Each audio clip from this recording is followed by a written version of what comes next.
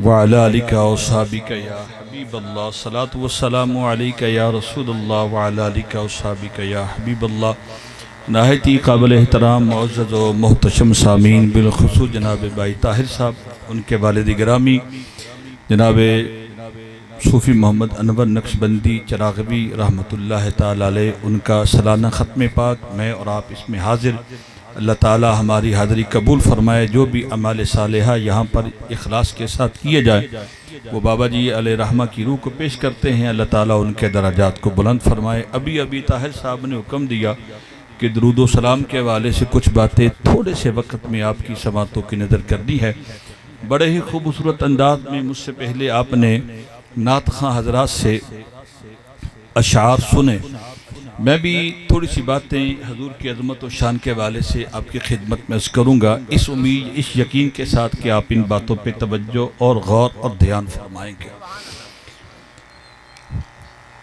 अल्लाह करीम सूरत अहज़ाब में इरशाद फरमाता है, इन्नल्लाहा व मलाइकतहू युसल्लूना अलन नबी या अय्युहल्लज़ीना आमनू सल्लू अलैहि व सल्लिमू तस्लीमा।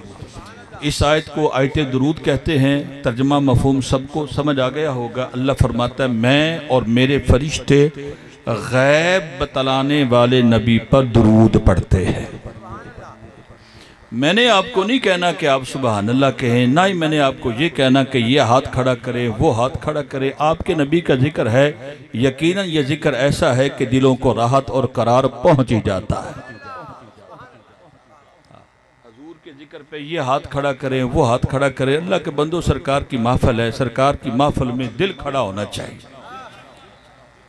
और मैं और मेरे फरिश्ते नबी गैब बताने वाले नबी पर दुरूद पढ़ते हैं। गैब बताने वाले नबी पर दुरूद पढ़ते हैं।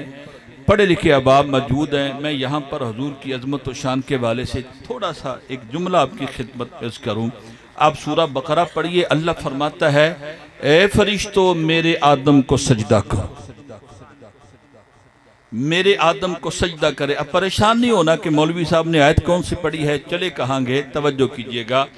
अल्लाह फरमाता है, मेरे आदम को सजदा करो, मेरे आदम को सजदा करो। जनाब मोहतरम प्रोफेसर इदरीस साहिब तवज्जो फरमाइएगा। अल्लाह फरमाता है, मेरे आदम को सजदा करो। अल्लाह ने फरिश्तों से सजदा करवाया जनाब आदम की फजीलत जाहिर करने। तवज्जो फरमाइएगा। आदम को सजदा फरिश्तों ने किया, फजीलत नहीं, अफजलियत आदम जाहिर करने के लिए। फजीलत और चीज है, अफजलियत और चीज है। मेरे आदम को सजदा करो ताकि पता चल जाए, जिन्होंने कहा था ये फसाद करेगा, कहा नहीं सजदा करो इसको। अच्छा, यहां समझिए कि यहां हजूर की अजमत और शान कैसे, तवज्जो कीजिएगा। अल्लाह ने शर्फ आदम जाहिर करने के लिए फरिश्तों से कहा सजदा करो। अल्लाह फरिश्तों के साथ सजदे में शरीक नहीं हो सकता था। कुछ समझ आई आपको बात? अल्लाह ने फरिश्तों से फरमाया सजदा करो, खुद नहीं किया, हो नहीं सकता था। वो खालिक है, ये मखलूक है। खालिक मखलूक को सजदा नहीं करता। लेकिन ये तो पता चल गया कि गुनाहों से पाक फरिश्तों की जमात ने आदम को सजदा किया। अब यहां पर जब मेरे मुस्तफा करीम की अफजलियत को जाहिर करना चाहा, महबूब की अजमत और शान को जाहिर करना चाहा, कहा जब आदम की फजीलत जाहिर करना चाहिए तो फकत फरिश्तों से कहा सजदा करो। जब यार की अजमत और शान जाहिर करना चाहिए, कहा तुम भी पढ़ा दरूद, मैं भी पढ़ता हूं। अब तो बोलना चाहिए था सुभान अल्लाह। अब तो बनता था कि आपके नबी की अजमत और शान जाहिर हुई है। अब तो बनता था कि कहते सुभान अल्लाह, माशाअल्लाह। अल्लाह के बंदों अभी भी समझ नहीं आई। वहां फरिश्तों को कहा झुक जाओ मेरे आदम के सामने। क्यों? कि ताकि मेरे आदम की फजीलत जो है वो जाहिर हो जाए। जब कायनात वालों को यार की शान जाहिर करना मकसूद था, हसनैन के नाना की अजमत और शान जाहिर करना मकसूद था, ज़हरा के बाबा की शान को जाहिर करना मकसूद था, सदीक़ अकबर के नबी की शान को जाहिर करना मकसूद था, उमर फारूक की नबी की शान को जाहिर करना मकसूद था, मौला उस्मान गनी की शान नबी की शान को जाहिर करना मकसूद था, अली पाक के नबी की शान को जाहिर करना मकसूद था। कहा कायनात वाला मैं बता रहा हूं मेरे यार की शान क्या है, फरिश्ते भी दुरूद पढ़ते हैं, तुम भी दुरूद पढ़ो और इस अमल में मैं भी शरीक हूं तुम्हारे साथ। नहीं समझ आई तो अनुगल, ये साकी साहब वहां पहुंचे, अल्लाह और उसके फरिश्ते नबी पर दुरूद पढ़ते हैं। अल्लाह अकबर। अब ये आयत दुरूद महबूब की खुली नात है, महबूब की खुली नात है।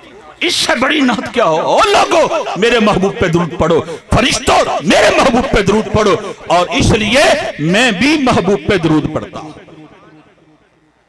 अगर नहीं पढ़ोगे तो फिर क्या होगा?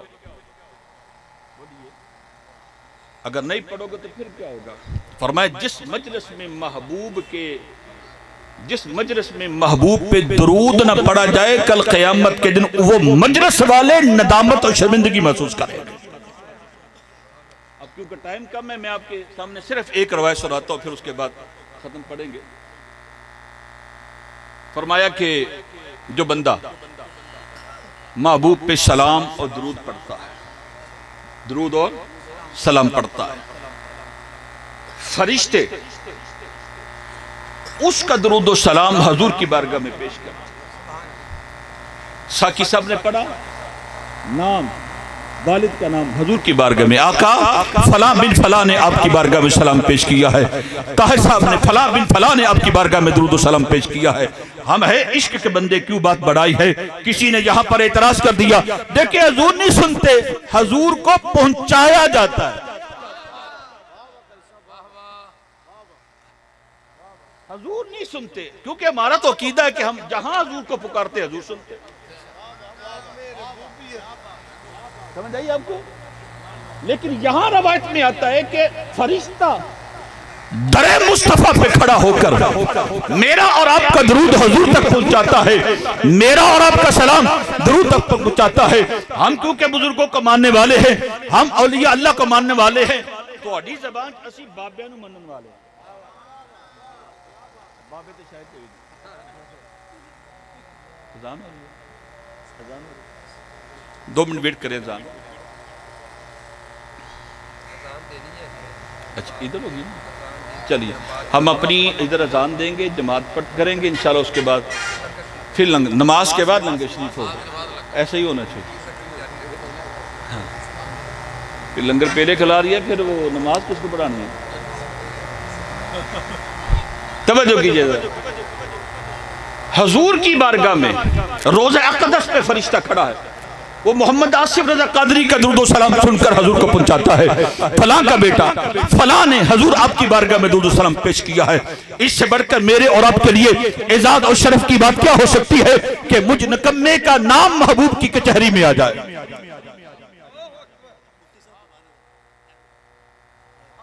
फरमाया फरिश्ता रुखे रोज़े अक़दस पे खड़ा है, कायनात वालों में, मखलूक में, अकीदतमंदों में जो कोई भी महबूब की बारगाह में दुरूद और सलाम पेश करता है, फरिश्ता दुरूद और सलाम सुनकर महबूब को पहुंचा देता है। अर्ज़ करते आका या रसूल अल्लाह, आपकी बारगाह के अंदर फलां ने दुरूद पेश किया है, फलां ने सलाम पेश किया है। ये बात रिपीट क्यों की जा रही है?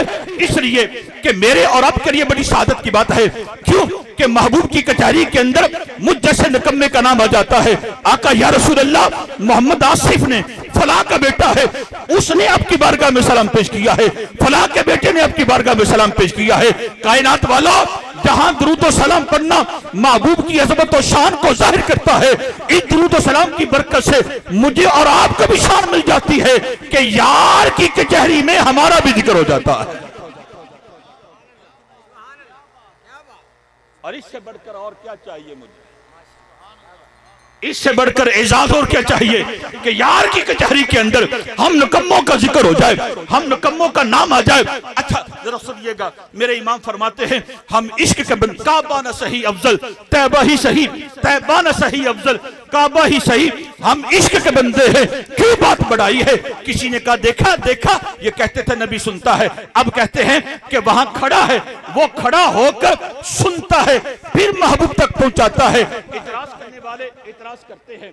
अब अगर कोई बंदा किसी बाबे के पास बैठकर कुरान पढ़े ना, किसी सूफी के पास बैठकर हदीस पढ़े तो उसके 14 तबक रोशन हो जाए, दिलो दिमाग रोशन हो जाए। कहता है हजूर नहीं सुनते, हजूर की चौखट में जो फरिश्ता खड़ा है वो सुनता है, फिर महबूब को खबर होती है।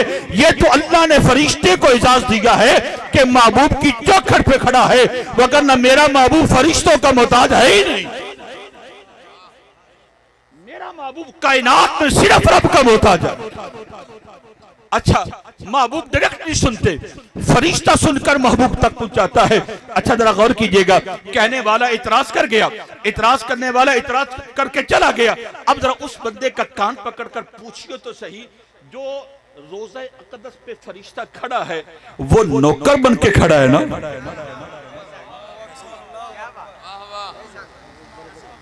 नौकर बन के खड़ा है ना? डॉक्टर साहब की तवज्जो फरमाइएगा, वो जो नौकर बनकर चौखट पे खड़ा है उसके सुनने की समाअत का ये आलम है कि गुजरे के अंदर अगर महबूब पे दरूद पड़ता है वो चौखट पे खड़ा सुन लेता है, तो जिसकी चौखट पे वो खड़ा है उसकी समाअत का आलम क्या होगा?